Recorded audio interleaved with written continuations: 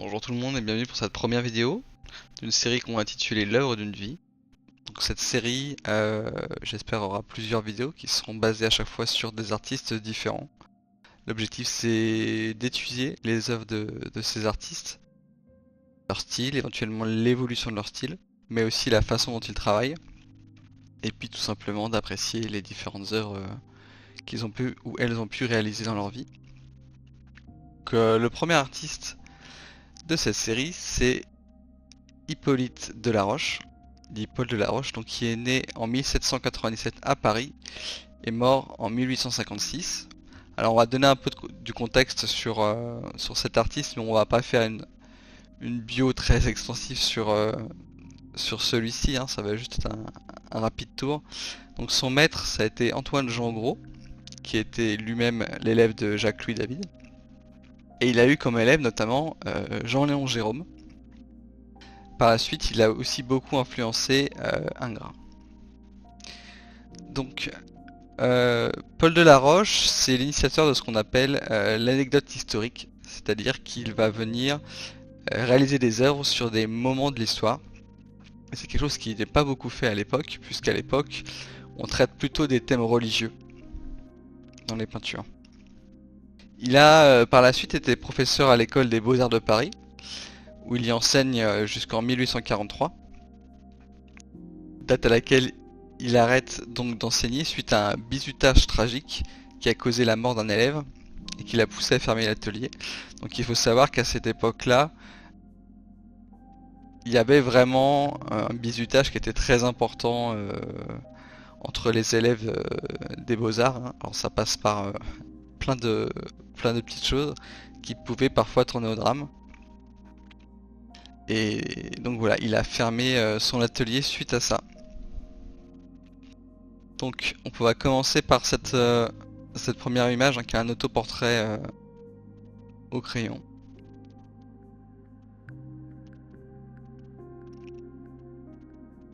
On voit qu'il y a un rendu qui est très naturaliste, hein. Il n'y a pas beaucoup de stylisation dessus.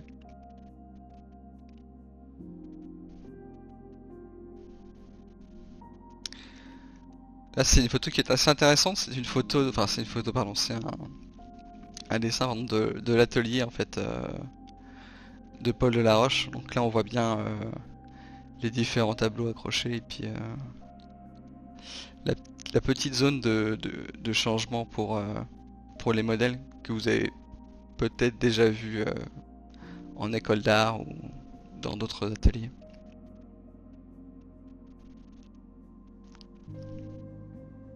Une autre représentation du coup hop, de cet atelier là. Oups. Et donc on voit que là il y a vraiment cette, cette grande fenêtre, hein, qui permet de faire rentrer la lumière, probablement orientée vers le nord j'imagine. Euh, les tableaux, des sculptures et des moulages aussi.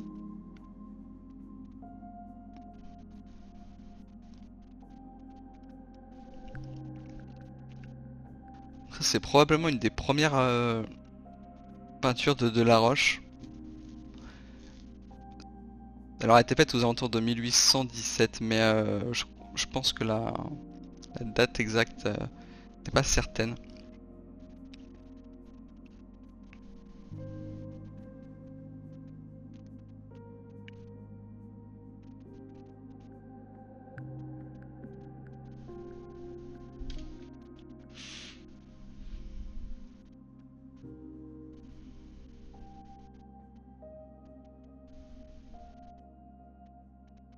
C'est intéressant qu'on voit. On voit vraiment le processus du coup de l'artiste. Donc là c'est Fra Filippo Lippi et Lucrezia euh, qui sont représentés sur cette peinture, et on voit que le peintre a commencé à représenter son sujet. Cette partie-là est peinte. On voit surtout la palette de couleurs avec les pinceaux au sol et puis le carnet à dessin à côté.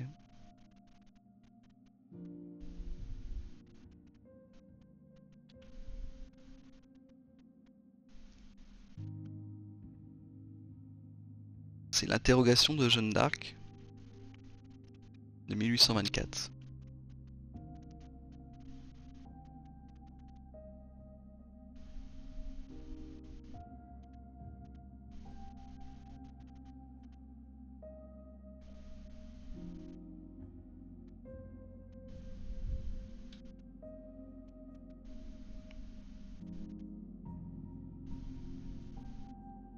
Donc les suites d'un duel, 1825.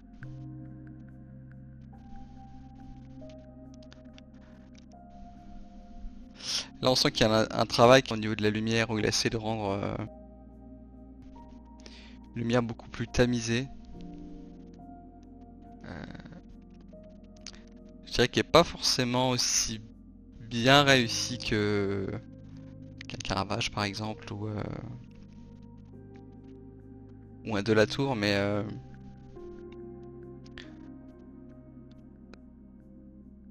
tout le travail sur le drapé là notamment qui est vraiment très joli.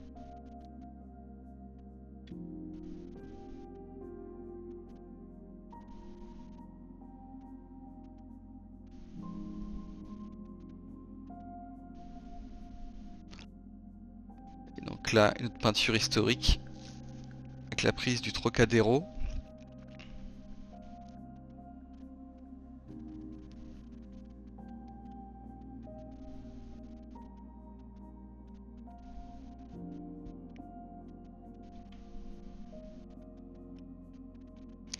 Mort d'Elisabeth première. Donc la tableau date de 828.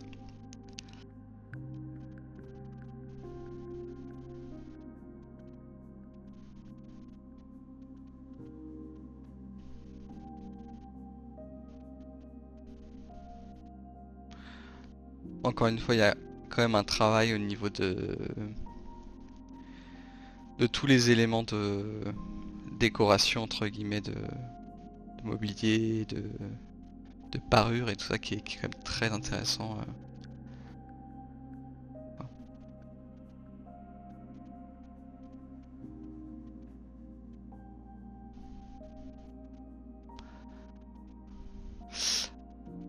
On peut voir quand même déjà quelque chose qui est assez flagrant, qu'on retrouve chez pas mal de peintres de cette époque-là. C'est un petit jeu pour vous amuser à faire, c'est essayer de retrouver les modèles qui sont utilisés dans les peintures, entre les peintures et parfois même dans une même peinture. Toutes ces peintures-là,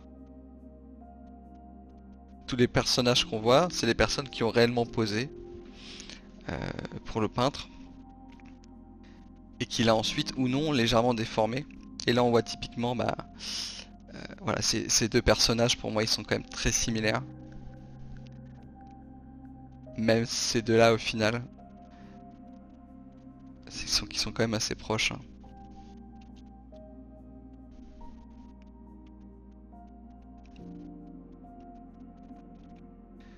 Celui-ci c'est les enfants d'Edouard. Ça représente en fait l'histoire d'enfants dont l'oncle en fait souhaitait les faire assassiner. Donc là on les voit avant le moment de l'assassinat en fait avec le petit chien aux aguets qui entend quelque chose. Et les deux enfants qui sont côte à côte en train de lire un livre.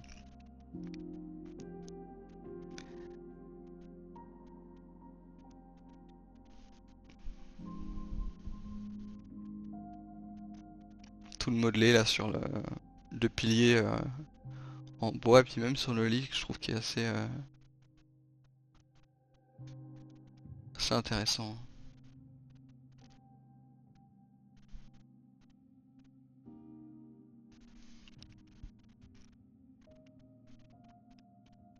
Portrait d'Henriette Sontag, 1831.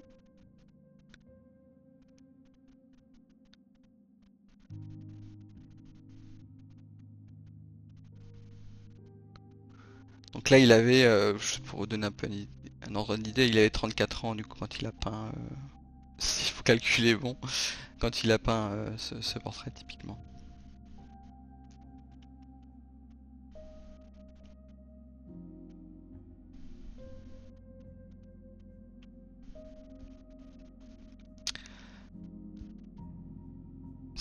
c'est donc La Tentation de Saint-Anthony de 1832. Et je pense que c'est une étude plus qu'une peinture finale. On va en reparler, mais c'est vraiment important en fait quand on découvre une œuvre, surtout quand on est plus sur du dessin d'ailleurs que de la peinture, mais ça peut arriver en peinture comme c'est le cas aujourd'hui, de vous demander quel est le but de l'œuvre. Je parle notamment de dessin parce que c'est, voilà, ce dessin est fait pour quoi? Est-ce que c'est pour étudier de l'anatomie? Est-ce que c'est fait pour juste se faire plaisir, ce qu'on peut appeler du doodle? Est-ce que c'est une étude en vue de faire un tableau? Voilà, il y a toutes ces choses à se poser si on veut vraiment comprendre l'œuvre et surtout comprendre comment travaille l'artiste. Là, typiquement, pour moi, c'est clairement plus une étude avant de réaliser une peinture finalisée, ou alors une peinture finalisée en cours de réalisation, qui a été abandonnée par la suite.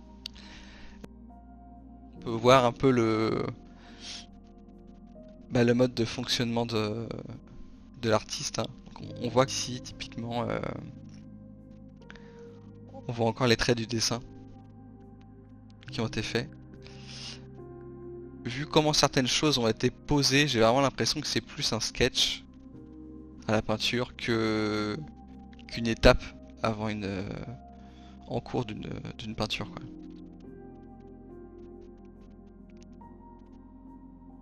On peut voir aussi qu'il utilise beaucoup de couleurs plutôt marron comme ça. C'est probablement du coup ce qu'on appelle la sous-couche. Cette fameuse sous-couche marron qui donne le nom d'ailleurs, ce qui est parfois appelé la Brown School, où en fait on avait tendance à réaliser une sous-couche dans les tons bruns et ensuite à revenir par-dessus, enfin dans les tons bruns pour établir les valeurs en fait tout simplement, et ensuite à revenir par-dessus avec de la couleur et des lumières. Donc là on voit bien le fond qui est probablement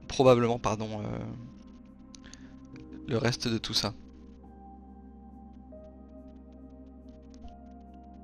Et on voit bien que même à cette étape,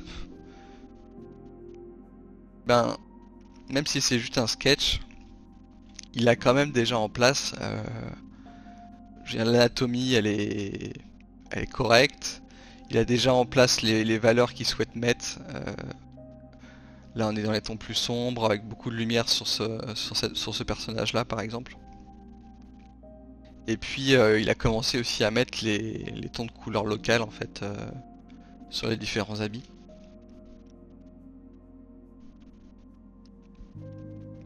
Donc là ça revient à ce que je disais tout à l'heure. Ces fameux dessins, c'est important de savoir quels sont leurs buts et qu'est-ce qu'il a souhaité en faire. Là on est sur un dessin préparatoire pour un tableau qu'on va voir ensuite qui s'appelle L'exécution de Lady Jane Grey, qui est un magnifique tableau que vous pouvez d'ailleurs aller voir à la National Gallery de Londres, que j'ai été voir d'ailleurs moi-même, qui est vraiment impressionnant, qui est très grand. Et donc là on voit clairement les différentes études qu'il a fait.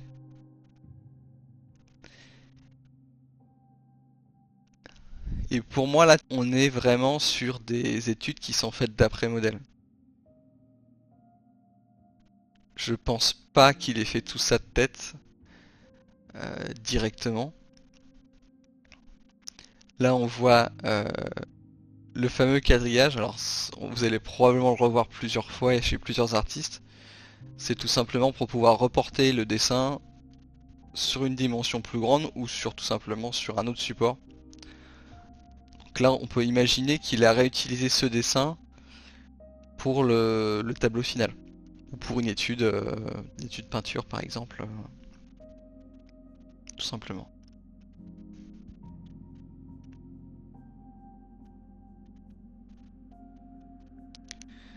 Donc là c'est une autre page d'études. Je pense que c'est l'étape qui précède celle d'avant en fait. Si on regarde ce personnage, Là, c'est vraiment pour moi ce qui est plutôt de l'ordre du, ce qu'on peut appeler du sketch, hein, où il va vraiment poser ses idées. Où là, je pense que c'est de tête. Il pose ses idées sur à quoi pourrait ressembler la pose. Et ensuite, éventuellement, il va du coup embaucher une personne pour faire modèle avec le costume qu'il faut, etc. pour refaire un dessin ensuite de ce qu'il souhaite.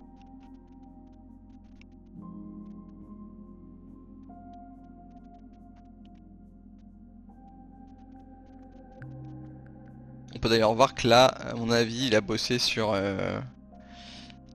des idées pour d'autres tableaux, hein. C'est juste s'il a fait ça sur un bout de page. Alors j'ai pas tous ces tableaux en tête, bien sûr, donc je vais pas pouvoir vous dire de quel tableau il s'agit à chaque fois, mais on voit qu'il fait des petites études là de ce qu'il souhaite faire. Et là on voit que des sketchs de composition, hein.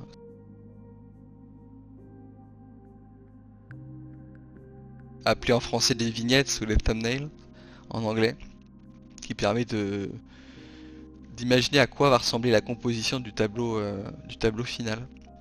Et vous voyez que c'est assez lâché, mais en même temps, on distingue clairement euh, la composition globale du tableau et l'espace que prend chacun des personnages.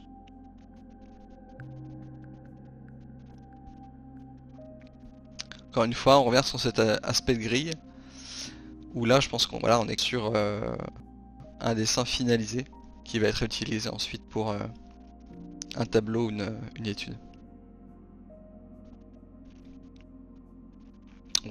On voit même les numéros de report, hein, qui sont à côté. Alors il faut savoir qu'aussi tout ce travail, qui n'est pas tant du travail de création qu'un travail un peu manuel de report, je sais pas si c'était le cas pour Delaroche, mais c'était souvent fait aussi par des apprentis en atelier. Typiquement l'idée vient du maître, mais le report sur un autre format, bah, ça peut être fait par un apprenti, il n'y a pas trop de problème avec ça, quoi.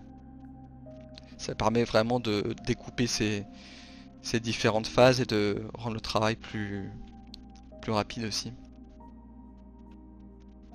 Et donc le tableau final, l'exécution de Lady Jane Grey de 1833, qui est vraiment incroyable, je trouve. C'est magnifique. On retrouve le fameux personnage qu'on a vu tout à l'heure dessiné. Celui-ci aussi qui a été reporté.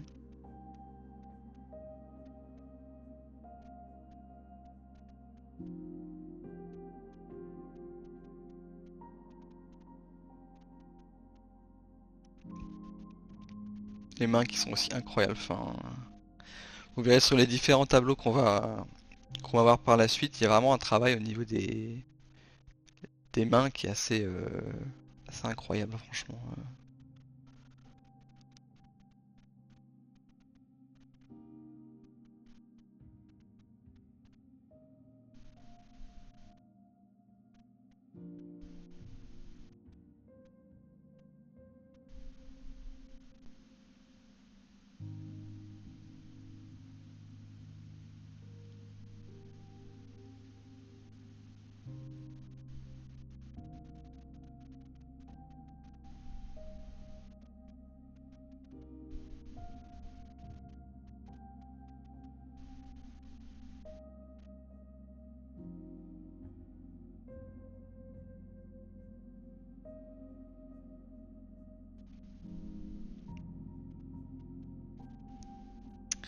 Donc là, on est sur l'assassinat du duc de Guise au château de Blois, 1834. Et là, on voit vraiment l'aspect narratif du tableau. Il y a une chose qui est très importante dans cette mise en scène en fait de ces différents événements historiques, c'est que l'artiste doit vraiment réfléchir au moment en fait qu'il souhaite décrire dans la scène. Lors d'un meurtre comme celui-ci, un assassinat, est-ce qu'il souhaite représenter le moment juste avant le meurtre, le moment pendant le meurtre, le moment un peu après le meurtre. Et voilà, tous ces petits choix vont être très importants sur ce qu'il souhaite dire, ce qu'il souhaite montrer en fait à l'image. Il y a tout un travail de perspective aussi, hein.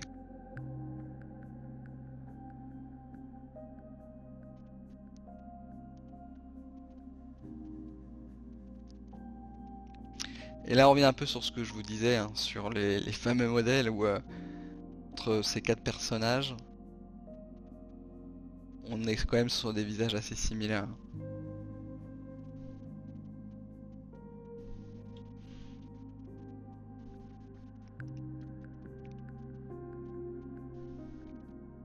Donc ça, ce sont des études de moine Camaldule de 1834. Et donc, a priori, il a été dans un monastère, j'imagine, du coup, pour faire ses études de moine.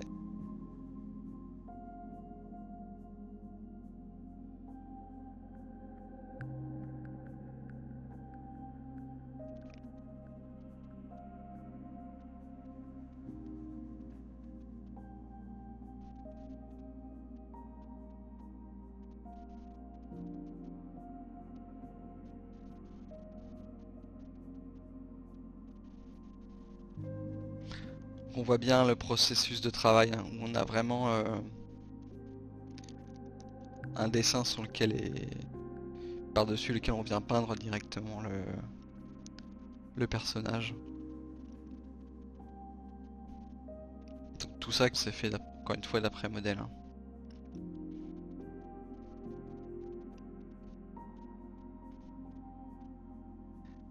Et là, on est sur une œuvre qui est très importante aussi.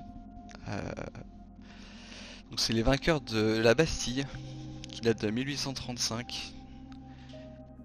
Et là, il montre vraiment tout son savoir-faire, avec beaucoup de personnages, beaucoup de petits détails. On va venir un peu regarder tout ça. Le petit chien à côté avec la boîte royale des poudres. On a même le numéro de la caisse qui est indiqué dessus.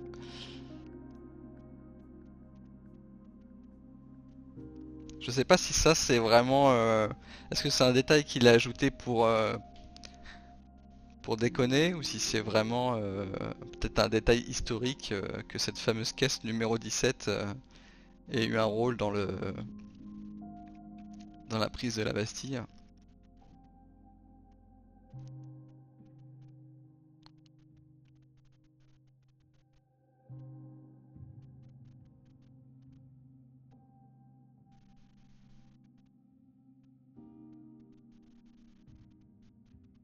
Là on voit qu'il use vraiment ce qu'ils appellent la perspective atmosphérique où il va venir rendre dans des teintes plus apaisées les éléments qui sont plus éloignés. Là on voit que voilà, tous ces personnages là au premier plan, ils ont vraiment des couleurs assez saturées, des valeurs assez importantes. Et dès qu'on commence à s'éloigner, on arrive sur des couleurs qui sont beaucoup plus tamisées et des valeurs aussi qui sont beaucoup plus proches des gris que des blancs et des noirs, quoi.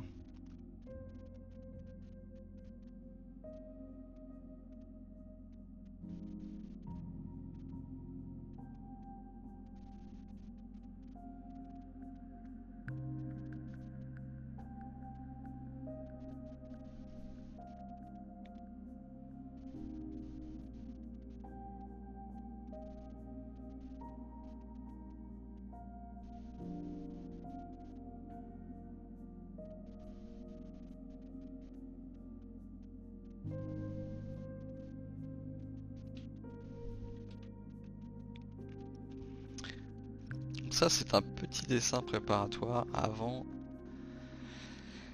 une peinture qu'on va voir par la suite, qui si je ne m'abuse est visible au musée des Beaux-Arts de Nantes.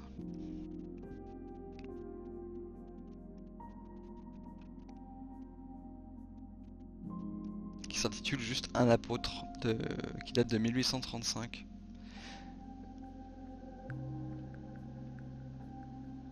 voit quand même qu'il y a eu des petites modifications hein, au niveau du visage.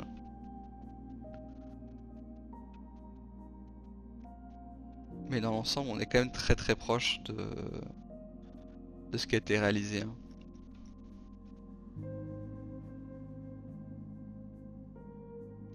La manière dont il unifie en fait les valeurs sombres de cette œuvre-là, où on voit qu'il y a des noirs très profonds. Et on voit bien que ce noir de la chevelure, il vient rejoindre directement les ombres au niveau du visage. Et on le retrouve en fait, il fait vraiment ce voyage-là. Et j'aime beaucoup tous ces noirs profonds, ça fait très... c'est quelque chose qu'on va retrouver dans tout ce qui va être ancrage. Plus pour des BD ou les comics aux États-Unis où on va souvent avoir ce travail du coup de noir très profond parce que va y avoir un ancrage auparavant qui a été fait. Je pense notamment à du Mignola avec Hellboy par exemple, où il y a vraiment un travail d'ancrage qui est hyper important.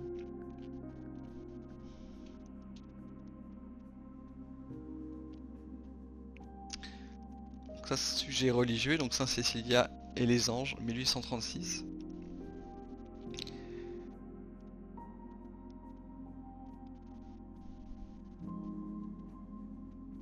Encore une fois un travail au niveau des mains que je trouve assez magnifique. On commence à avoir, je trouve, un début de stylisation qui lui est assez proche, qui a été un peu repris, je trouve, par Ingres. Je sais pas s'il en est l'initiateur ou si c'est quelque chose qu'il a repris d'autres peintres. Mais vous allez voir que au niveau des yeux, on a des espèces on a des yeux qui sont assez proéminents, on va dire, assez importants sur ces personnages, ce qu'on n'avait pas forcément sur les tableaux précédents et qu'on va de retrouver de plus en plus dans les tableaux par la suite. Je vous amène aussi à faire attention à ce personnage dont je pense pardon, que le modèle est sa femme. On va voir plusieurs tableaux avec des personnages qui lui ressemblent. Il y a notamment un tableau un sujet qui est assez triste, qui est donc sa femme Louise Vernet sur son lit de mort. Et, et c'est vraiment le même visage, donc je pense que c'est cette personne-là.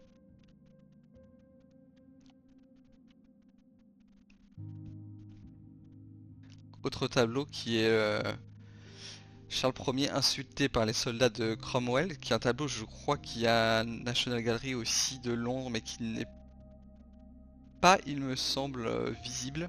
Je pense qu'elle doit être dans les collections, dans les archives.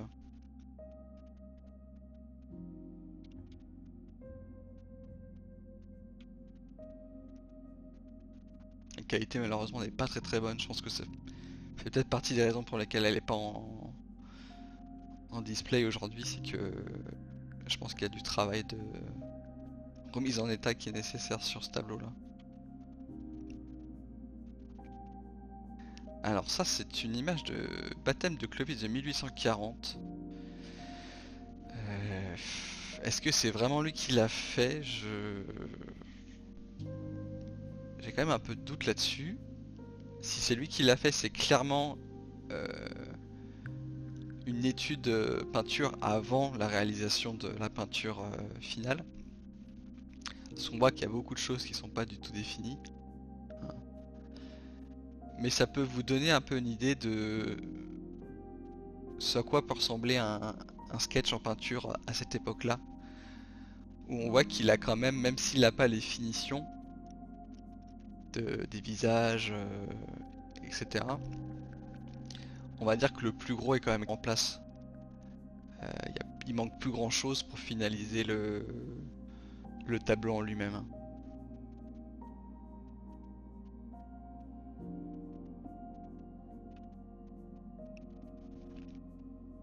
Et là, ce qui va suivre, c'est assez intéressant.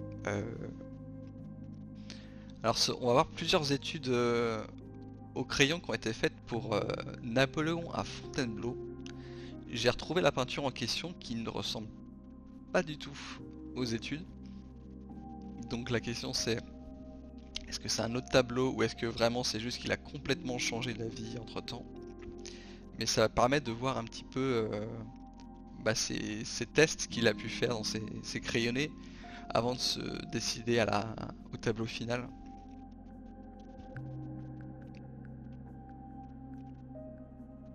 Pareil, même sujet, mais pris sous un angle différent. Et là, on voit que bon, il a commencé à mettre des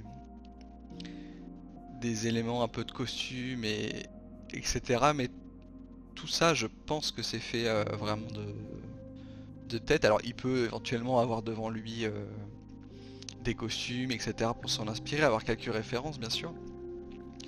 Mais je pense pas que là, typiquement, il ait demandé à quelqu'un de poser en face de lui pendant 5 heures, le temps de dessiner tout, quoi. Ça lui donne vraiment déjà une idée de ce qu'il souhaite faire avec. C'est la dernière.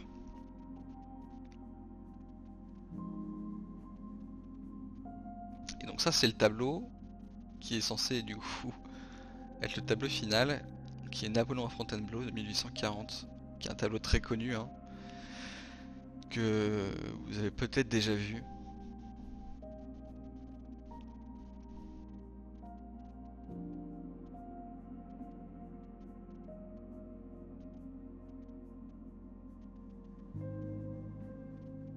Avec le chapeau par terre. Et puis sur la table.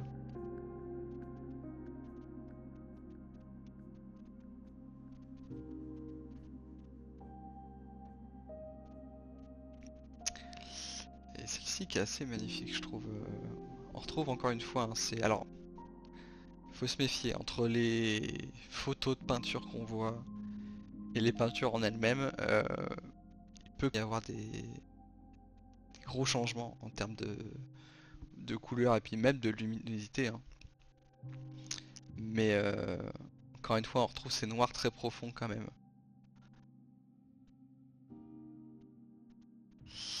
Et puis bah voilà, encore cette main qui est absolument magnifique, hein.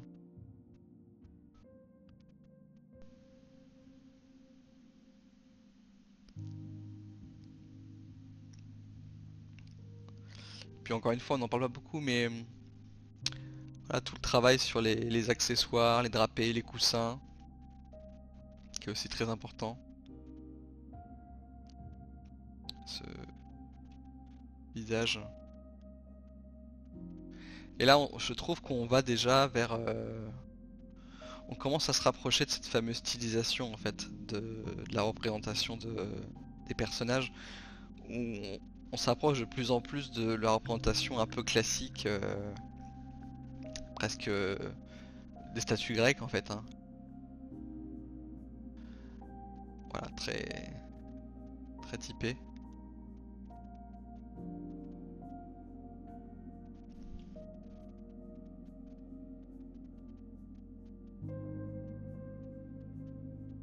Et là, pour moi, on est en plein dedans, hein, sur celle-ci. Donc c'est Hérodias 1843, où on voit que c'est complètement stylisé. Pour moi, c'est clairement pas des visages de personnes qui existent.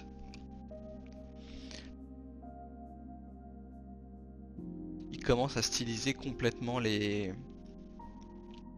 visages des gens qui représentent, avec un peu cet idéal grec, avec des grands yeux, un grand nez.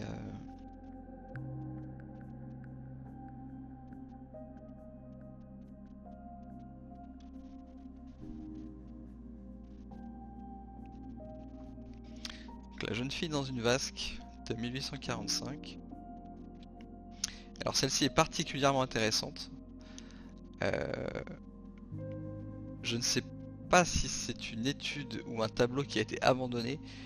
Je pense que c'est plutôt un tableau qui a été abandonné.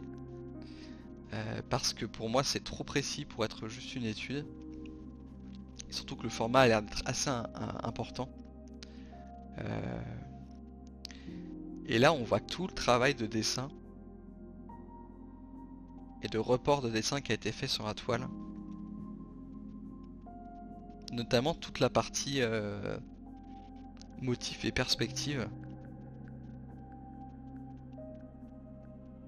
Donc voilà, il faut pas, quand vous voyez des peintures avec de l'architecture ou des motifs comme ça assez complexes, vous imaginez pas que c'est quelqu'un qui va prendre son pinceau, qui va taper ça comme ça à main levée. Alors pour certaines choses ça peut passer, mais dès qu'on est sur des choses très complexes, c'est quand même un travail de préparation, de transfert de dessin qui est important, hein. Là c'est vraiment, vraiment beau, on voit vraiment que ça prend en compte vraiment le volume de la vasque, hein.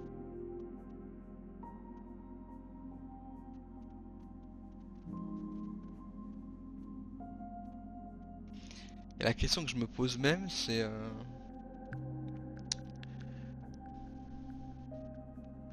je me demande si cette partie-là du dessin n'a même pas été réappliquée par-dessus la première couche de peinture. Ou est-ce que c'est juste que c'est tellement transparent qu'on voit à travers? J'avoue que là pour le coup, là ça a l'air de passer par-dessus quand même.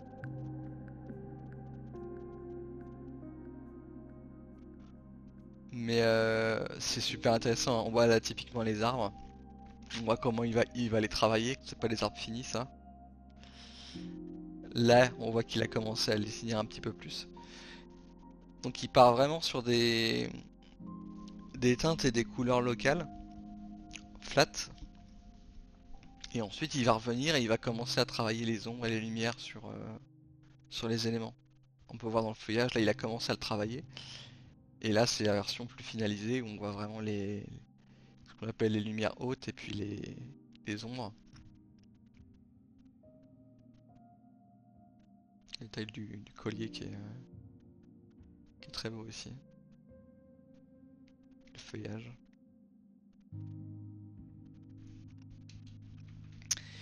Et alors ça c'est un peu une énigme pour moi, c'est une autre peinture que j'ai trouvée, qui serait de lui apparemment.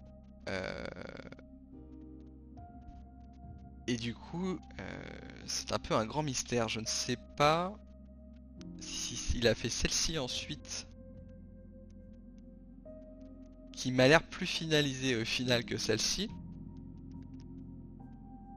Mais là, on perd en fait une grande partie quand même du travail de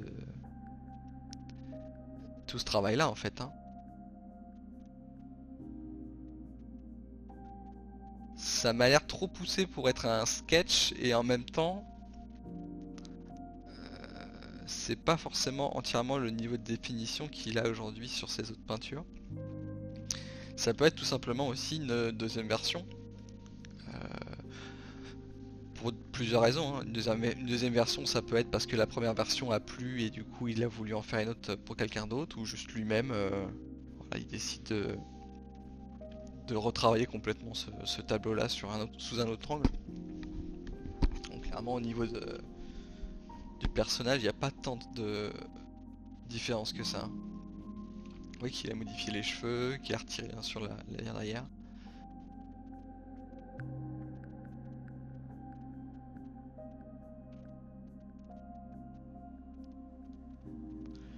Et donc là, c'est un autre portrait de 1846. Et, euh, et là, pour le coup, on s'éloigne complètement de la stylisation un peu qu'on avait avant. Alors, probablement parce que c'est un portrait et qu'il s'est dit tout simplement que les portraits, ben, c'est censé être le plus proche de la réalité possible. Donc, il n'y a pas cette histoire de représenter des allégories ou des personnages de fiction. Ce que je trouve notamment intéressant dans ce portrait aussi, c'est tout le travail qui est fait au niveau des statues d'ailleurs. Plutôt grec là je dirais, puis peut-être plutôt romaine ici.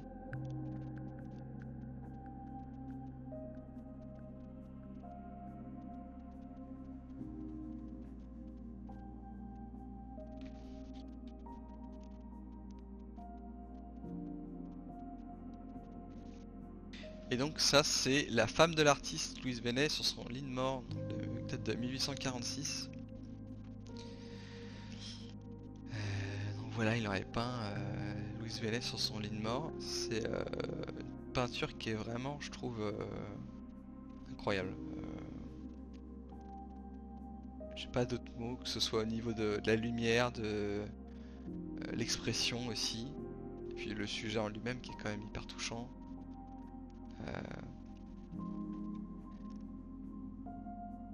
On voit qu'il décide de laisser quand même des parties qu'on pourrait qualifier de non terminées, ou en tout cas d'assez peu travaillées. Et ça contraste assez bien avec toute cette partie-là qui est vraiment très travaillée. Là, les effets de lumière sur les cheveux, ils sont vraiment... et tous ces petits reflets là, c'est incroyable.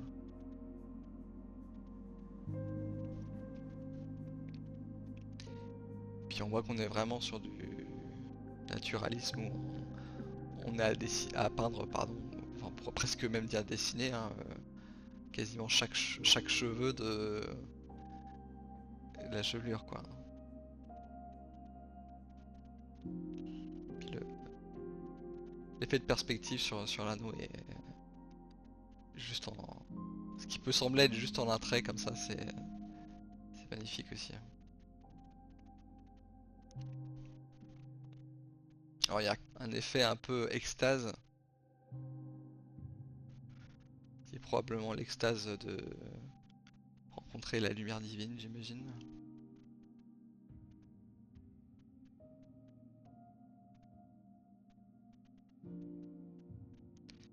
Et on voit qu'au final, les valeurs sont assez simplifiées, hein. Typiquement sur même sur tout le visage, au final, toute cette partie-là, c'est vraiment les modelés de l'époque, hein. On est sur quelque chose une valeur assez unifiée sur l'ensemble du visage et de la peau, avec très peu de variations, mais juste assez pour faire tourner la forme. Là, on voit clairement que cette partie-là, elle est un peu plus bleu-verte, c'est un peu plus orange.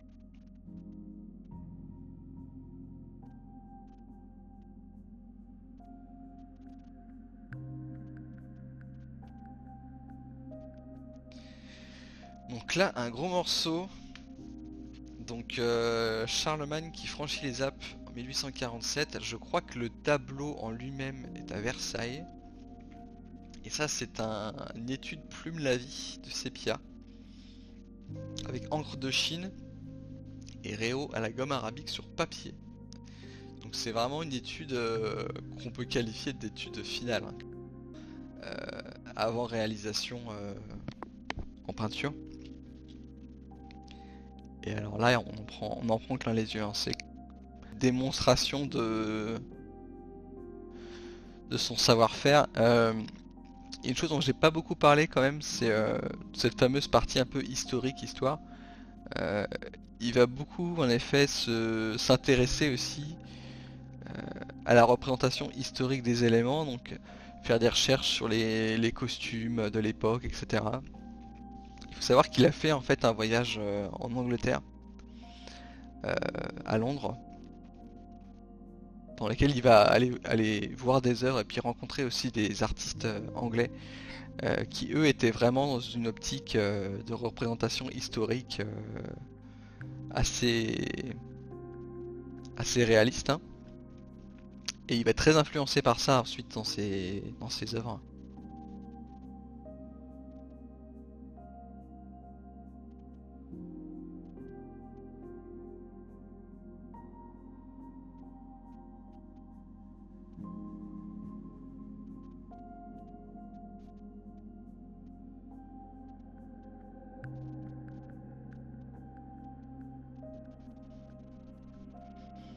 Il y a un dynamisme aussi au niveau des personnages qui est assez ici là qui arrive comme ça, c'est assez impressionnant à voir.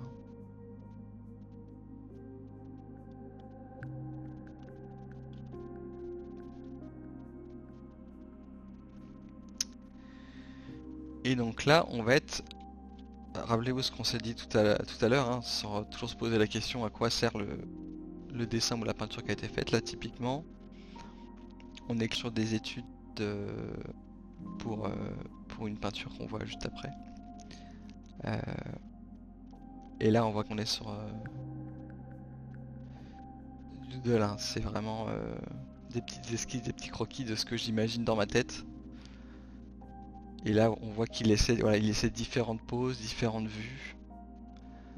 Euh, Ce qui est assez incroyable, c'est vraiment la vitalité, je trouve, qu'il y a dans ces fameux croquis là où on sent presque le mouvement de la cape avec le vent là, même sur les poils la crinière pardon, du cheval.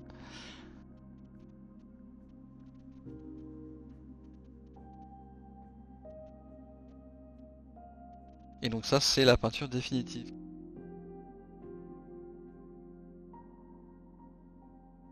Donc il y a eu pas mal de changements de fait finalement. Alors on voit que celui-ci, c'est probablement celui-là, pas, mais qu'il a vraiment juste pris le haut en fait, hein.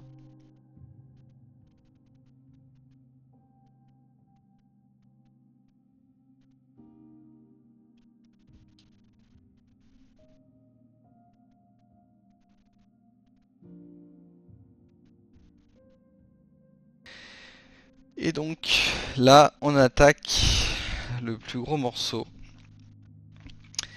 Donc c'est le génie des arts entouré des artistes de tous les temps, distribuant des couronnes. Et donc ça, c'est une énorme fresque qui va mettre 4 ans à réaliser. Et c'est une peinture que vous pouvez, enfin une fresque pardon, que vous pouvez aller voir, si vous avez les accès bien sûr, qui se trouve dans l'amphithéâtre de l'école des Beaux-Arts de Paris. Et c'est assez massif, donc là c'est juste une petite photo de mauvaise qualité, parce que la frise est vraiment gigantesque. Mais en fait, il va venir représenter vraiment l'ensemble des personnalités artistiques importantes euh, tout au long de l'histoire, en fait, hein, tout simplement. Alors, je vais pas tous et toutes vous les citer, mais comme vous pouvez voir, il y en a un bon paquet. Je pense que vous pouvez en reconnaître déjà quelques-uns juste dans les... On a toute la partie grecque ici, et puis l'italien ici, par exemple. Donc petite liste que vous pouvez retrouver ici si vous souhaitez faire une capture d'écran rapide, hein. Mais donc vous voyez qu'il y a à la fois des personnes hein, qui ont vraiment existé, et puis aussi des allégories, donc l'art gothique, l'art grec, l'art romain, l'art renaissant.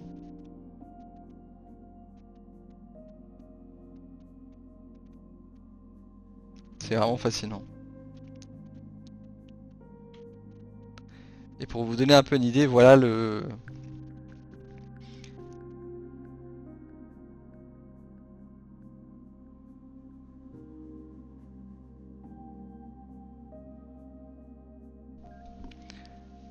l'hémicycle en question. Donc c'est vraiment une gigantesque fresque, hein. Et je sais pas si vous vous rappelez le fameux portrait, le fameux personnage, vous avez dit de faire attention, c'est celui-ci. On voit bien que qu'elle ressemble quand même beaucoup à Louise Vernet, la femme de l'artiste.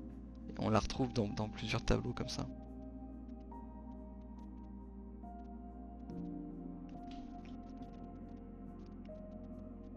à l'école française.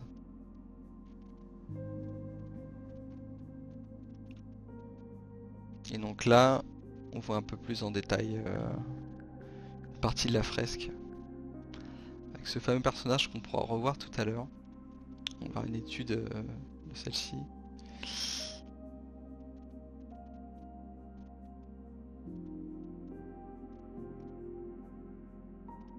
C'est un travail qui est clairement titanesque, hein.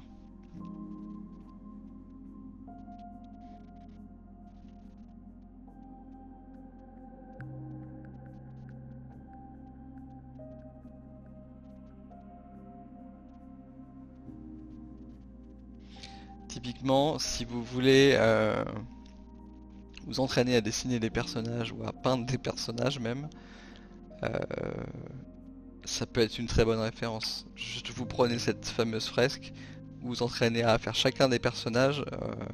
Quand vous serez arrivé au bout, je pense que vous aurez déjà pas mal progressé dans la représentation de...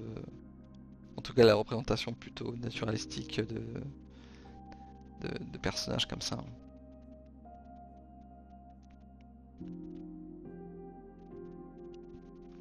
Et donc là, la partie très intéressante qui va être de voir un peu comment il a travaillé à la mise en place en fait de cette fameuse fresque. On voit qu'il part en fait de ce qu'on appelait du coup les vignettes. Donc il fait une espèce de vignette comme ça où il commence à faire un peu la mise en place de tous ces personnages.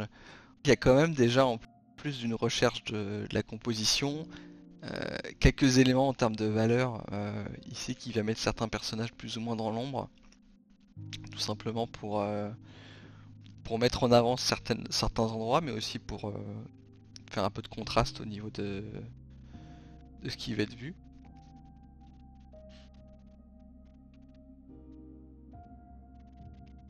Et donc là, voilà, une première étude. Et on retrouve cette fameuse grille. Hein. Voilà, pour le transfert du dessin final. Petite étude du génie des arts distribuant les couronnes.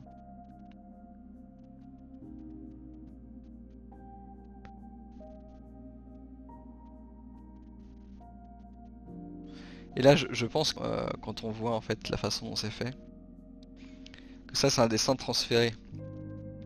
Il n'est pas venu dessiner comme ça à main levée toutes les parties du personnage. Il a probablement fait d'abord une étude un peu poussée depuis un modèle et ensuite il est venu tracer les contours qu'il a reportés sur ce dessin pour retravailler ensuite plus précisément les éléments quoi. Voilà, une autre étude où là paraît très intéressant, on voit vraiment le visage qui est juste comme ce que vous pouvez voir en fait aujourd'hui sur les différents tutos de comment représenter un visage, etc. Où on a juste cette fameuse forme de crâne avec le nez et l'œil.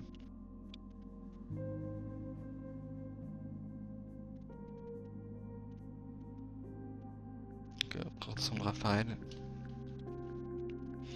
Et là, on a une étude qui est beaucoup plus poussée.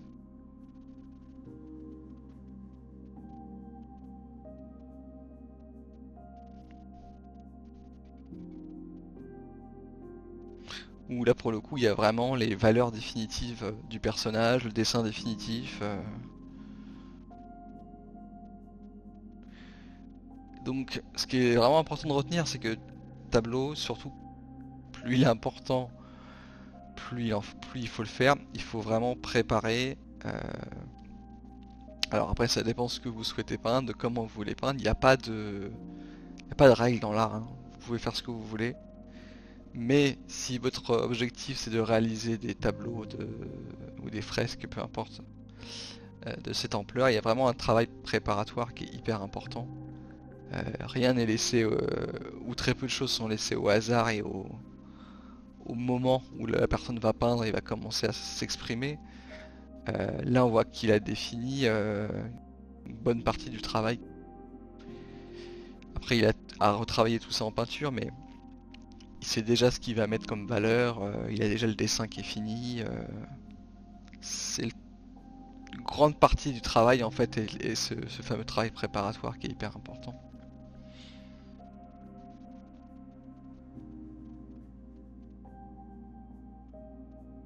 Et voilà une étude pour la Renaissance,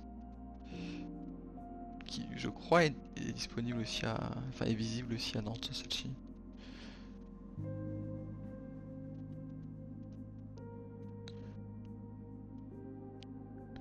Et là pour le coup on voit que il a vraiment été très minutieux sur cette fameuse fresque. C'est-à-dire qu'on est sur des études qui pour moi sont déjà quasiment du rendu finalisé quoi. Le travail là au niveau des drapés, des mains, du visage, ça pourrait être vendu comme un tableau tel quel, hein. Donc on voit qu'il a vraiment eu à cœur de que les choses soient parfaites en fait pour la commande qui lui a été faite. Je sais pas combien il a été rémunéré d'ailleurs pour cette commande, mais ça a dû être assez important j'imagine, parce qu'il était quand même reconnu comme un des peintres les plus importants de son époque à ce moment-là. Sinon il n'aurait jamais eu cette commande bien entendu. Mais surtout pour 4 ans de travail, c'est pas rien.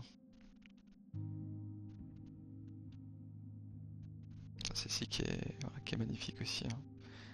Et on retrouve cette fameuse tête.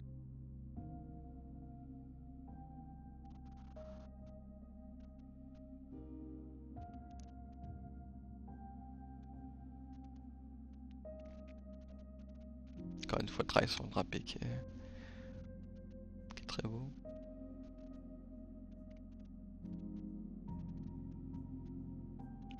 Et c'est marrant parce qu'il laisse vraiment cette partie-là en mode ébauche.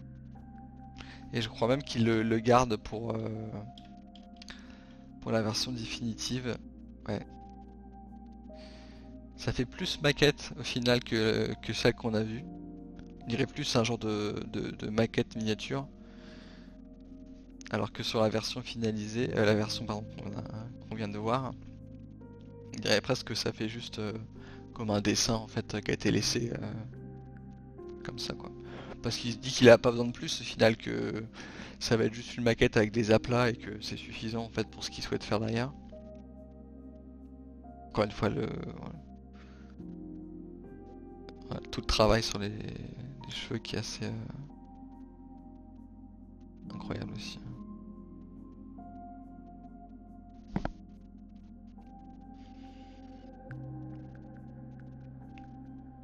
On a quelque chose qui est assez intéressant aussi, c'est pareil une petite étude donc, qui s'appelle La mort du chevalier Bayard, qui cette fois-ci est fait plutôt à l'encre directement. J'ai même pas l'impression, s'il y a un petit peu de dessin derrière.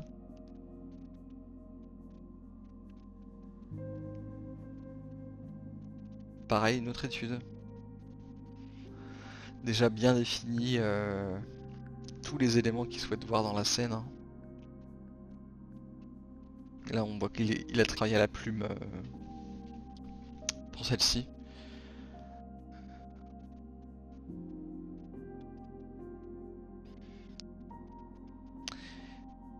Là on s'approche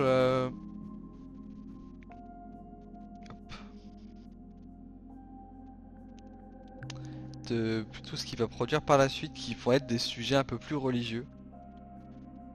Donc là on a la jeune martyre.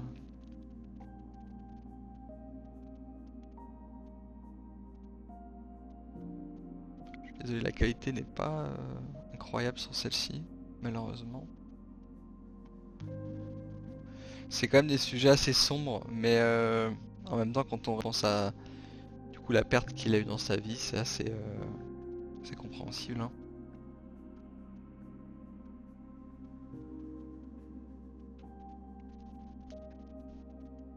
Une étude au crayon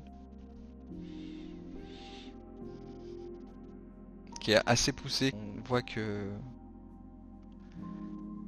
qu'il a passé quand même pas mal de temps dessus, je pense. Encore ses yeux assez importants.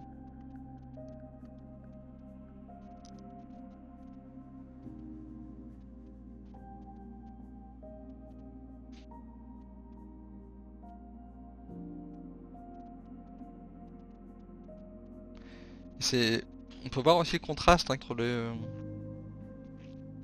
visage où il y a pas mal d'estompes. On voit les valeurs qui sont assez estompées avec des choses assez douces, contrairement au rendu du vêtement qui est travaillé comme ça un peu plus graphiquement, on va dire.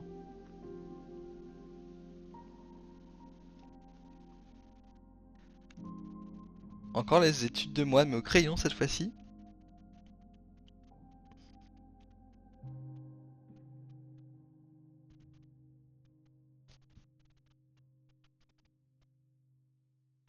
D'autres études, pareil pour des tableaux probablement. Possiblement pour la grande étude qu'on a vue précédemment, parce que ça ressemble un peu au niveau du thème quand même. Euh, Là, je pense que c'est d'après modèle, hein. On voit le détail au niveau de détail anatomique qui est assez précise en fait, hein.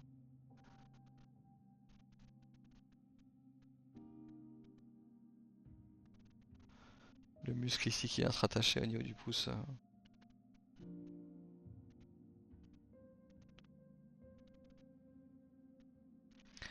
Et il y a quand même un savoir-faire d'un point de vue dessin qui est vraiment beau, hein, dans le travail qu'il réalise, même au niveau de cette manche là, on sent presque le mouvement encore une fois du bras derrière. Et au niveau technique, on voit qu'il dans la représentation qu'il fait du corps, il y a quand même un jeu sur l'intensité de la ligne, hein, qui n'est pas la même tout du long, hein.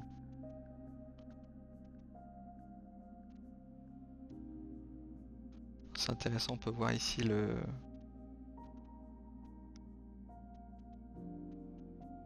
les recherches qu'il a fait un peu.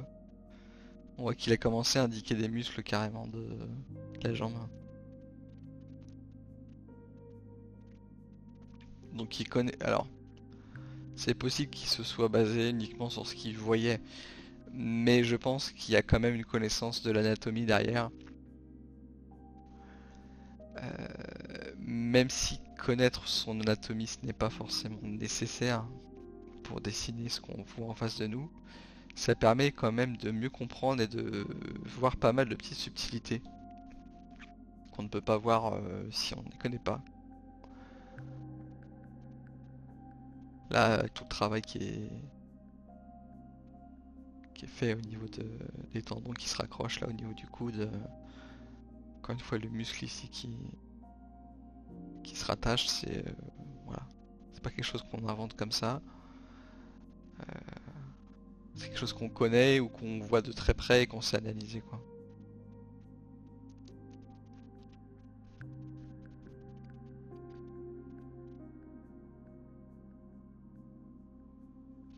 Tout est dit, quoi. On voit vraiment qu'il y a vraiment une compréhension de chaque partie anatomique, de chaque muscle.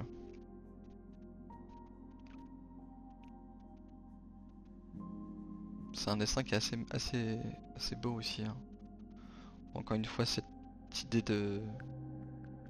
d'appuyer plus ou moins au niveau de la ligne, ce qui donne vachement de vie en fait au dessin. Avec des valeurs qui sont très faibles, hein. Il suffit pas grand chose. Ça revient un peu à ce qu'on disait au début sur le modelé en fait des peintures. Où pour le coup, juste avec quelques valeurs, si elles sont bien placées, on peut donner une impression de volume. Il n'y a pas forcément besoin de mettre beaucoup de valeurs, des valeurs très dispersées pour donner une impression de volume. Il suffit juste d'avoir un petit peu juste assez de valeur pour montrer une transition.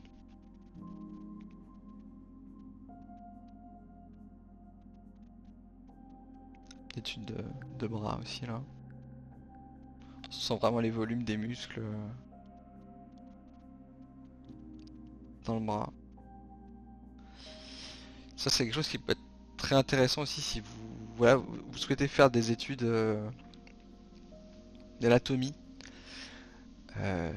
C'est bien de regarder des livres d'anatomie pour comprendre les muscles. C'est bien de regarder des photos, si vous n'avez pas de modèle vivant bien sûr devant vous. Mais c'est aussi bien de regarder des dessins, des peintures et surtout je dirais même des sculptures d'artistes. Alors surtout essayez de commencer par regarder des photos et des bouquins d'anatomie avant de regarder des peintures et des sculptures, parce que les peintres et les sculpteurs et les dessinateurs et les dessinatrices peuvent avoir tendance à prendre des décisions sur ce qu'ils souhaitent ou non dessiner, sur ce qu'ils, elles, souhaitent changer, modifier. Donc au final, ça c'est un peu l'étape finale de votre parcours dans le dessin. C'est que vous allez apprendre l'anatomie, vous allez apprendre les proportions, toutes ces choses-là. Et une fois que vous aurez maîtrisé tout ça, vous allez être en capacité de venir modifier légèrement tous ces éléments-là. Et ces fameuses modifications, ça fait partie des choses qui vont faire que vous allez avoir votre style.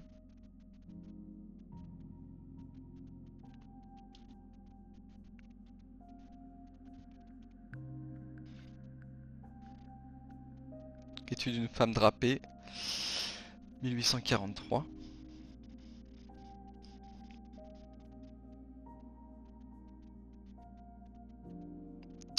Encore une étude. Là, on est vraiment sur des lavis en fait, hein. Juste des petits lavis pour donner les valeurs générales de la scène en elle-même. C'est une étude pour le Christ mort. Alors j'ai pas trouvé la peinture, mais ça vous donne un peu une idée de jusqu'où on peut pousser une étude avant la réalisation en peinture. Je pense que c'est pas forcément nécessaire, clairement, d'aller jusque là. Mais au moins, si vous faites ça, vous êtes sûr que vous avez répondu à 80% des questions que vous pouvez vous poser quand vous allez peindre l'élément. Voilà, là c'est assez incroyable tout le travail qui est fait de volume et de valeur.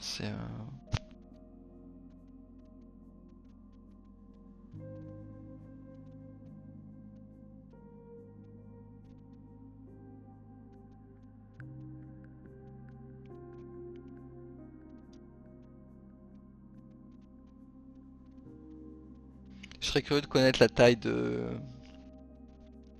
ce dessin typiquement. Enfin, de cette étude, pardon.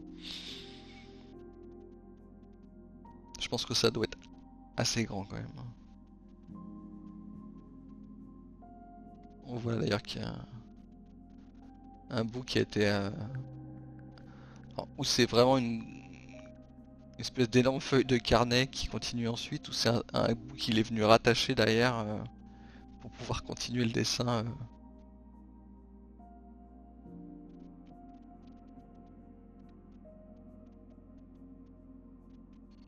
Alors, est-ce que c'est cette peinture-là? Possiblement. Parce que le thème est quand même assez proche. Là, ça voudrait dire qu'il y a quand même une grande différence hein, entre ce qu'il a étudié et ce qu'il a réalisé par la suite. Je crois que c'est un tableau qui a disparu, ça. C'est pour ça qu'il est en noir et blanc comme ça, c'est que je pense que c'est une photo du tableau en question.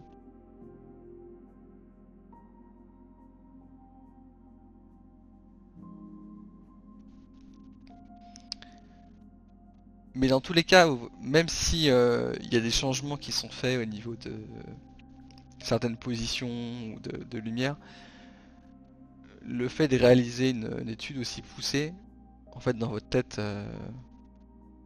vous allez apprendre tellement de choses que vous serez beaucoup plus prêt à ensuite attaquer la peinture par la suite, quoi.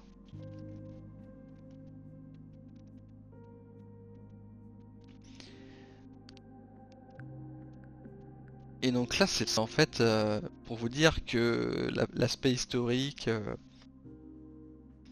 tout le travail préparatoire des peintures est hyper important.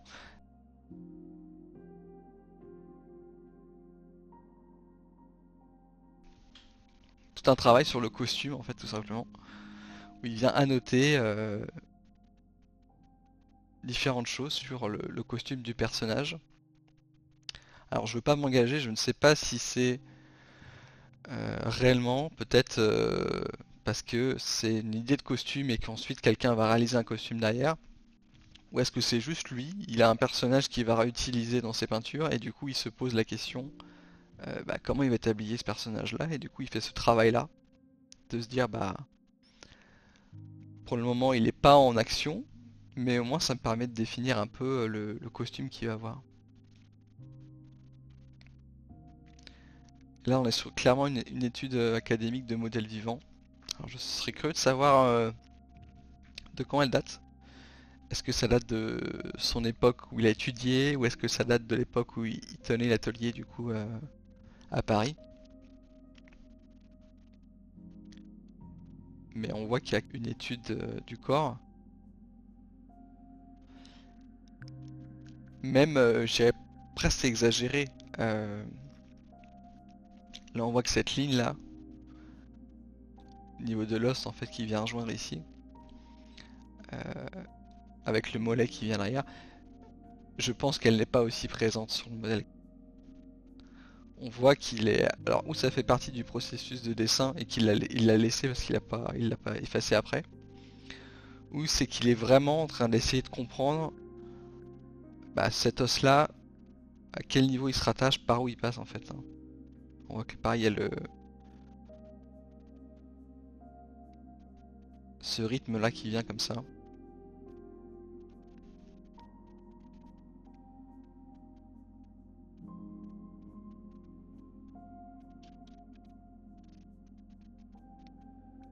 Un petit dessin qui est vraiment plein de charme aussi, je trouve. Rien que ça, je trouve ça vraiment beau en fait. Cette partie qui est pas finalisée, qui est juste évoquée comme ça, je trouve ça vraiment plein de charme. Et on retrouve à nouveau ce visage qui semble quand même assez stylisé encore, hein.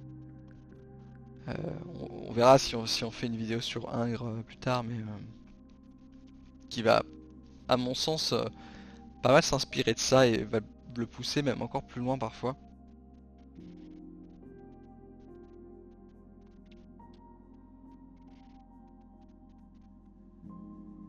Une autre étude. Là, on voit vraiment la recherche en derrière.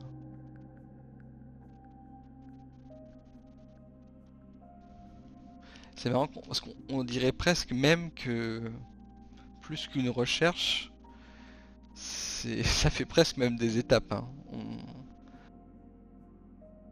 Celle-ci paraît vraiment finalisée par rapport à celle d'avant.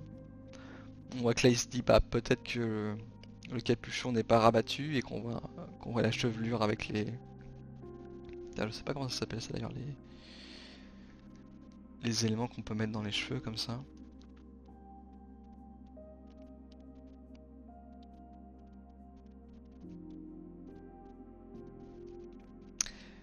Et voilà, donc on a fait le tour de Paul Delaroche. Alors c'est pas une liste exhaustive bien sûr de tout ce qu'il a pu créer. J'ai juste pris par-ci par-là des peintures qui m'intéressaient, des dessins qui m'intéressaient. Donc n'hésitez pas à aller vous renseigner sur...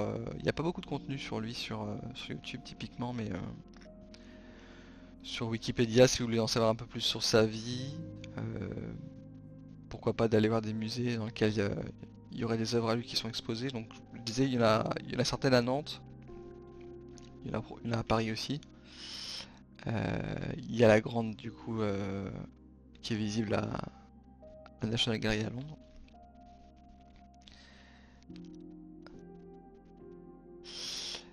Et puis c'est tout pour aujourd'hui. Donc on verra si on fera prochain épisode qui on utilisera pour le prochain.